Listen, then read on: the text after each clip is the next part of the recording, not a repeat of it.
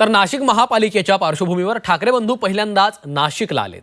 या पार्श्वभूमीवर मनसे नेत्यांच्या देखील प्रतिक्रिया समोर आल्यात। यावेळी मनसेनं नाशिकचा कायापालट करण्याचा प्रयत्न केलेला आहे। यात राज ठाकरेंचा महत्त्वाकांक्षी प्रकल्प बॉटनिकल गार्डन मनसेची सत्ता गेल्यानंतर अनेक वर्षांपासून बंद आहे। महापालिका याकडे लक्ष देत नाही असा आरोप मनसेकडनं केला जातोय।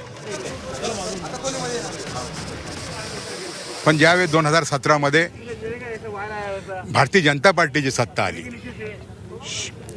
तर हे जे प्रकल्प होते हे नाशिककर जनतेसाठी होते।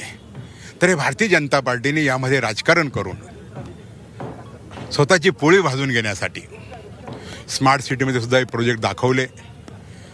आणि स्मार्ट सिटीमध्ये दाखवल्यानंतर जर आपण बघितलं असेल, हे नाशिककर जनतेसाठी प्रोजेक्ट होते।